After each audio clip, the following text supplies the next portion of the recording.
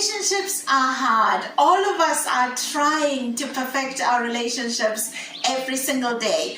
I am one of those people who have had the most difficult relationships ever, and I had to learn.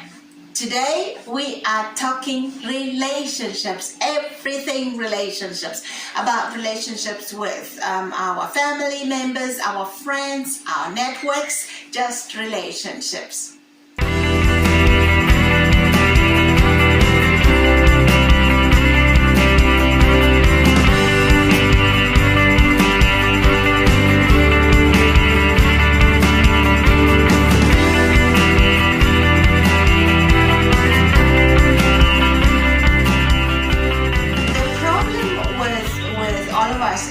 We want to relate to people the way we have seen other people do. Many of us have our model of relationship has been based on what we have seen, and we don't know how to relate to people the way they want us to relate to them. One of the little girls that I was talking to felt that her mother doesn't love her because her mother is giving her what she feels her daughter needs. She needs something totally different.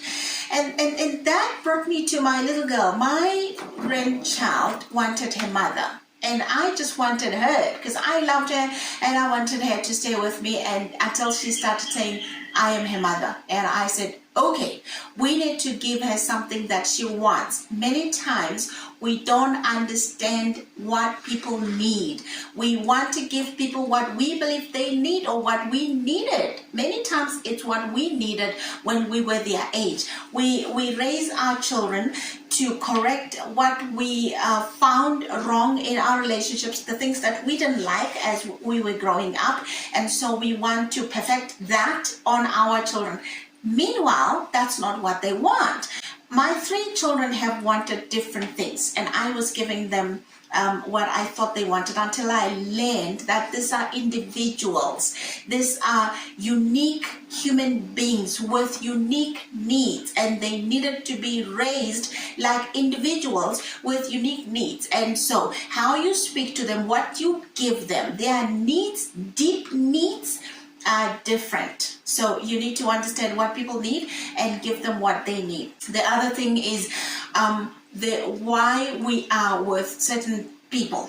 Sometimes we are with people that we are still dragging with us when we should have left them behind. Sometimes we feel like our lives are stagnant or are not moving forward. It is because of the people that we are with. On friendships, sometimes we meet people and we call them our friends because we walk along with people who have meant something to us before. I used to be with friends, but all of us were sick. So all of us were sick, and we only talked about being sick. The day I decided to stop being with them was the day I decided not to be sick.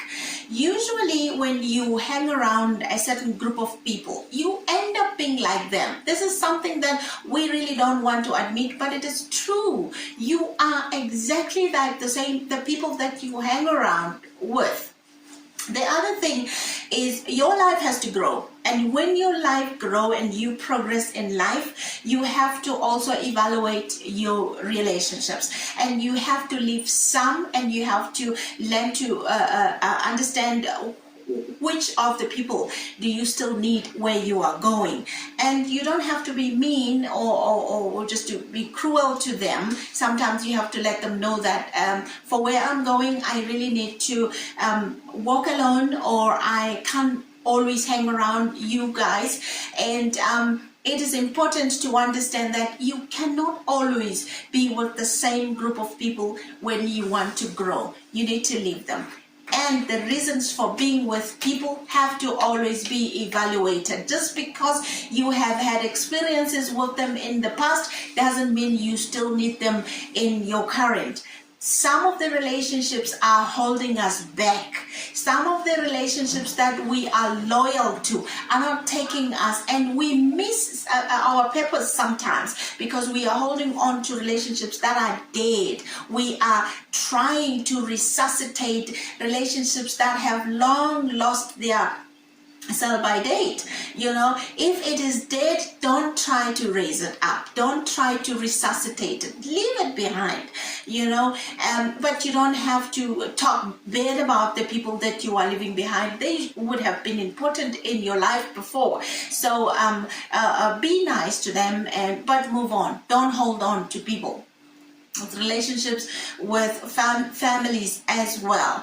Just because people are your family, and just because issues are there in the family, things have to happen and someone has to do something, doesn't mean you should be the one to always be doing that. I found that for me, I was like that rock who was always there to do this, there to do that, and you get drained. You end up not being able to be an individual because you are there for everybody. And when you are there for everyone and no one is there for you, it hurts. It hurts. That's why we end up thinking that people owe us, and you do something for them because you're expecting them to do something for you in return. You have to do something for people, your family members, because you can, because you are able to do the thing for them, not because it has to be done and you seem to think everybody is expecting you to be the one to do it.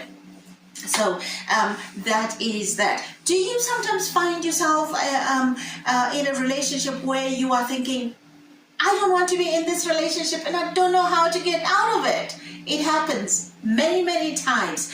I had a conversation with a colleague of mine who said, I have been with my boyfriend for 4 years and he has not once tried to steer the direction in the area of in the direction of marriage, and I don't know how to tell him or how to show him that I want him to marry me. And I said, do you really love him and you want him to marry you? She said yes. And I said, then you have to ask him. You have got to be honest when you talk to men, when you deal with men. Men are not like women. They don't get hints.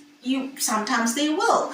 If you are used to giving him hints, sometimes they will. But if you want to have a productive result from your conversation, make sure that you say it exactly how you mean it, because men say what they mean what they say. So tell him exactly. Tell him, I've been with you for this long. Am I the type of woman you would want to marry? And if you haven't, what's the holdup? I want to get married. You don't want to waste your time with someone who is not interested in taking the relationship to the next step. You can't get back your time that you are wasting on someone. And so you need to understand, if he is not interested, move on. Don't give him hints. Don't think that he will change his mind one day. No, speak to him, ask him.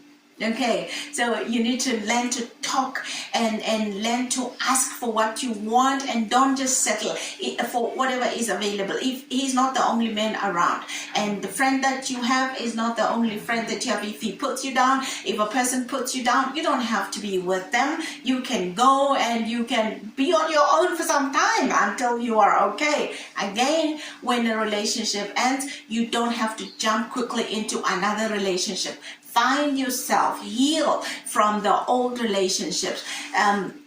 Forgive the person from the old relationship, and forgive yourself. Maybe your expectations were not met, and so sometimes you think this person wasted my time. You wasted your time as well with them. So we need to understand, when you move on, forgive yourself, forgive them, and understand that maybe your expectations were not met because you did not make them clear.